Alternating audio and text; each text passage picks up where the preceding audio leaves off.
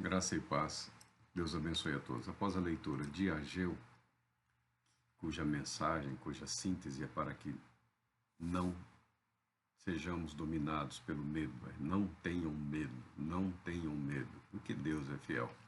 Vamos ao Salmo de número 145, que fala que grande é o Senhor. Fala da grandiosidade, da majestade, da soberania do Todo-Poderoso Deus. E ele inicia com uma promessa, com um compromisso do salmista. Exaltar-te-ei, ó meu Deus e Rei, e bendirei o teu nome por toda a eternidade. O salmista aqui compreende que até mesmo toda uma vida voltada para a adoração a Deus, toda uma vida voltada para o serviço a Deus, toda uma vida de gratidão não é suficiente diante da grandiosidade do Todo-Poderoso Deus. Então ele se propõe exaltar e bendizer o nome de Deus por toda a eternidade. Alguns estudiosos lançarão dúvidas e questionamentos sobre qual seria o pensamento ou a perspectiva teológica dos judeus daquele período no que diz respeito à vida eterna. Problema dos teólogos, que eles gostam de criar problemas para depois apresentarem as suas requintadas soluções. O fato é que o salmista, cuja alma, cujo espírito, ele e toda a humanidade compreende como sendo eternos, o espírito humano é eterno, ele entende que a vida de louvor, de gratidão, de serviço a Deus não é suficiente. Ele precisa da eternidade para expressar o seu louvor e a sua gratidão ao Todo-Poderoso Deus. Todos os dias te bendirei e louvarei o teu nome para todos sempre. O Senhor é grande e muito digno de louvor, sua grandeza é insondável. E ele inicia: o farei por toda a eternidade, começando agora. Muitas pessoas têm um forte compromisso com Deus, pensando no evento futuro. Ah, Senhor, na glória eterna. Ah, Senhor, na eternidade. Ó Deus, no céu. Mas o salmista compreende que a sua vida é dedicada a Deus e ele viverá assim eternamente nessa dedicação, nesse serviço, nessa adoração, e inicia hoje, inicia naquele dia, inicia naquele momento. O Senhor é grande e muito digno de louvor, sua grandeza é insondável. Uma geração a outra fará o louvor de tuas obras, proclamando teus maravilhosos feitos. Pregarão sobre a esplêndida glória de tua majestade, e eu meditarei sobre tuas portentosas realizações. Refletindo sobre o que Deus fez através da história, especialmente da história de Israel, através do povo judeu, mas também refletindo sobre o que Deus fez na sua própria vida, na vida de Davi. A meditação dele é essa: buscando na memória, buscando no conhecimento das gerações passadas, todos os motivos para ser grato, todos os motivos que possam ser utilizados para fortalecer a fé, a confiança e esperança em Deus, porque Deus é digno de ser louvado, mas refletindo também sobre os feitos de Deus através da sua vida ou na vida dele. Eu costumo dizer que se nós não contarmos a nossa história, se eu não contar a minha história, se eu não expressar a minha fé, se você não contar a sua história, se você não expressar a sua fé, as suas convicções, outros o farão por você. Outros o farão por você. O período que descreve, o período descritivo da vida do rei Davi é contado aqui no livro dos Reis e no livro de Crônicas. São duas perspectivas sobre o agir de Deus na história do povo eleito, no tocante à formação da monarquia. Tá? Vários contaram a história. Os profetas registraram a história. Os cronistas, os historiadores registraram a história de Israel e a história do rei Davi, anteriormente do rei Saul, e daqueles que foram elevados ao trono após a morte do rei Davi. Mas o rei Davi contou a sua própria história, a versão da história, A versão da história de Davi é contada pelo próprio Davi no livro dos Salmos. Os Salmos, composições do Davi, fruto da reflexão, fruto da meditação, fruto do labor poético, fruto do seu culto pessoal, fruto, resultado das suas devoções. Então, Davi também conta a sua própria história, e ele a conta de uma maneira belíssima. A maneira como ele viveu, a maneira como ele enfrentou, e ele coloca tudo isso diante de Deus, como Deus o conduzindo, como Deus capacitando Davi, como Deus dando vitórias a Davi, como Deus sempre presente na vida de Davi para corrigi-lo, para confortá-lo, para renová-lo, para levá-lo adiante e para fazê-lo permanecer no chamado caminho do Senhor, no caminho da santidade. Davi contou a sua própria história.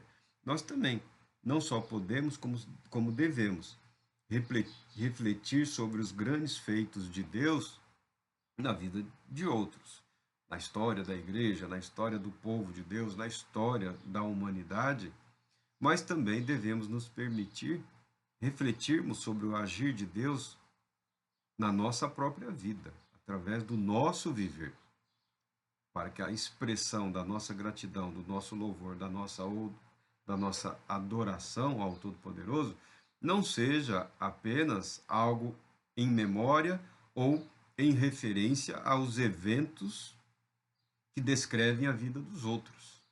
O Senhor também tem agido na sua vida, tem agido na minha vida, tem atuado nas nossas vidas.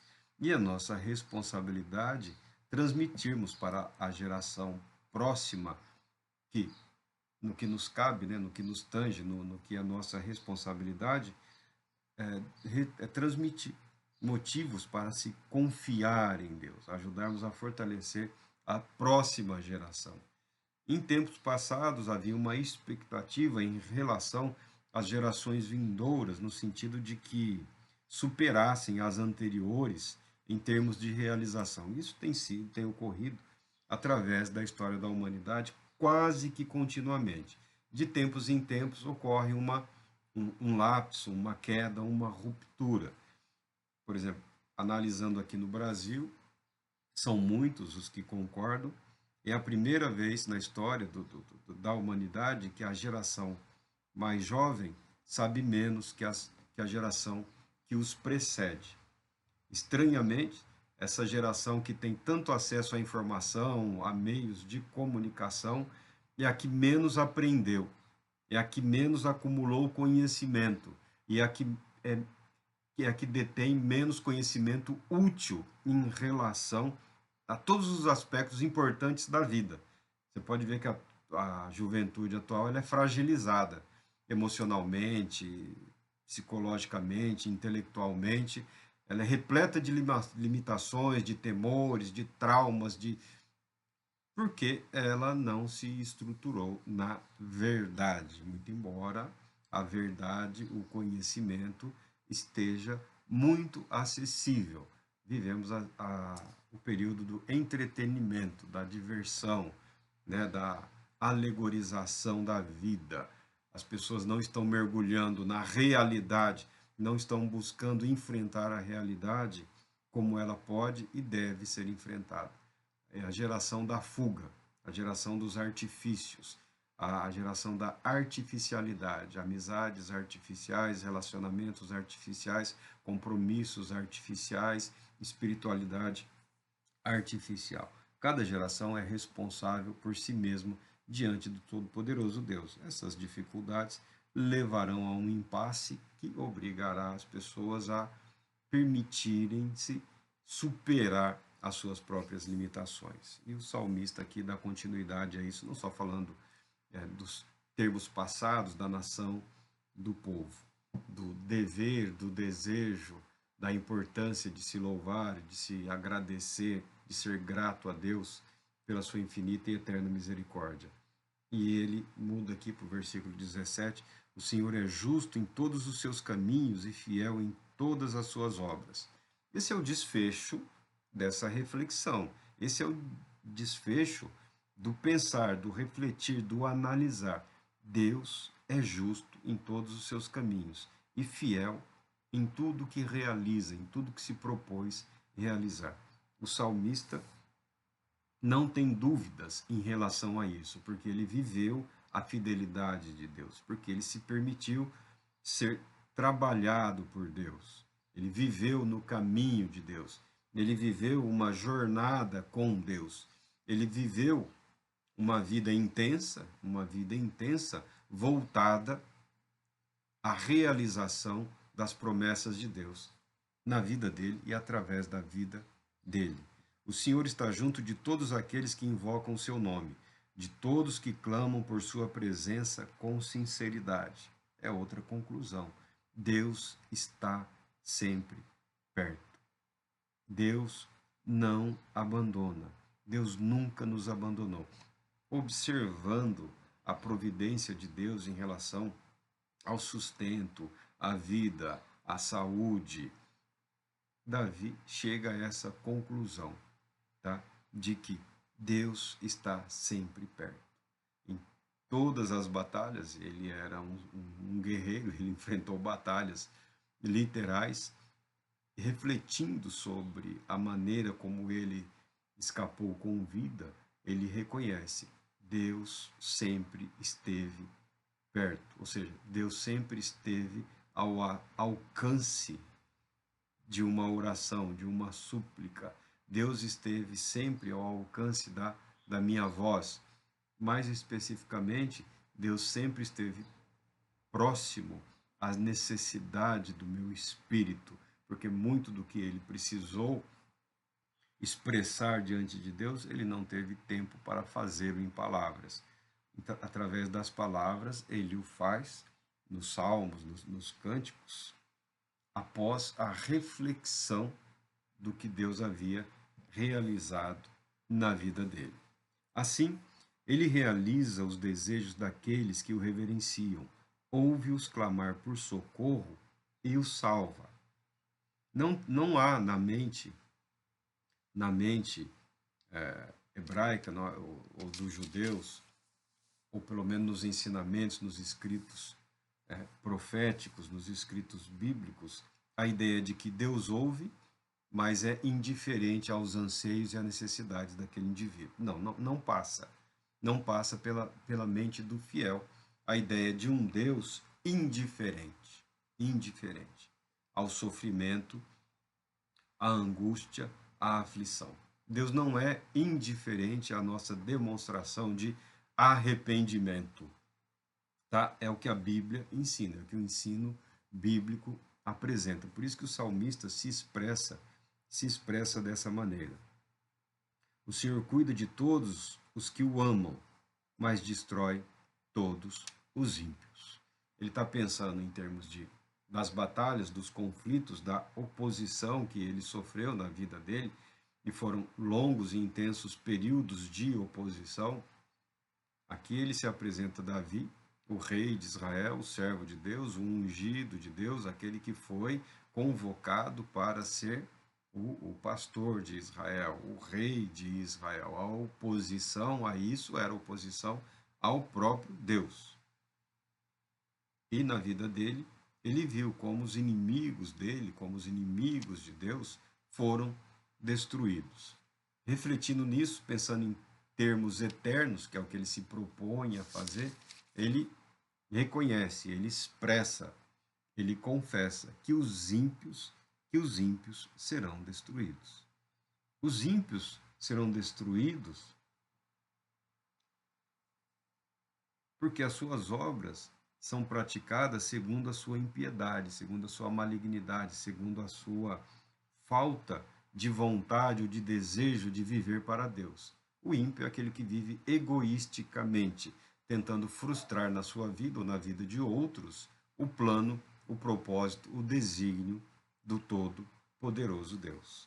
Minha boca proclamará o louvor do Senhor, e que todo ser vivo bendiga o seu santo nome para todo sempre. Aí Davi expressa qual é o propósito de Deus. Isso se concretizará, todo o ser vivo, toda a vida salva, renovada, transportada para o reino de Deus, no momento toda a criação prestará louvores ao Criador. Por ora, nós percebemos a súplica, o sofrimento, a angústia, o clamor pelo livramento, pela libertação do poder do pecado, da presença do pecado, da influência do pecado. Toda a criação geme e suporta angústias, aguardando a redenção, que um dia virá com o Redentor, que é Cristo Jesus, o nosso Senhor.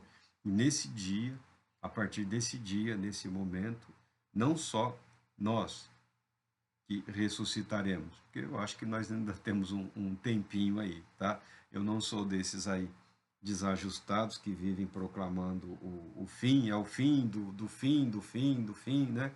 Não pode ouvir falar de alguma coisa que já desembesta aí a reproduzir as mensagens proféticas sem uma avaliação adequada dos condicionantes históricos. Nós vivemos um momento único na história da humanidade. Eu entendo perfeitamente isso. É de desespero para alguns e de intensa alegria para outros, porque o Espírito de Deus tem se mostrado presente na vida daqueles que confiam no Todo-Poderoso Deus. O Espírito de Deus tem se mostrado atuante. O Espírito de Deus tem procurado conduzir de uma forma segura o fiel no caminho proposto por Deus. Eu entendo que esse tempo, esse período que estamos vivendo e que vai se intensificar, é um tempo em que presenciaremos, que viveremos de fato um agir poderoso do Espírito Santo na vida dos fiéis. Deus revela a sua presença. Alguns estão tentando aí identificar quem é o anticristo, quem é o antiprofeta, quem é o falso, quem é o mentiroso, quem é... Nós somos do caminho da verdade. O que buscamos é reconhecer a manifestação da verdade, o espírito de justiça e santidade, porque nele cremos, porque dele dependemos totalmente, não só para o nosso viver, mas para o sustento da nossa fé, da nossa esperança e da nossa confiança em Deus. Assim seguimos em frente, proclamando a grandiosidade desse Deus como fez Davi, porque ele é fiel. Porque Deus é fiel, Deus é grande, Deus é poderoso, Deus é soberano, Deus é justo, Deus é santo e Deus é fiel. E a fidelidade de Deus, com toda certeza, nos alcançará. Deus Todo-Poderoso te abençoe, te proteja e te conceda paz, muita paz.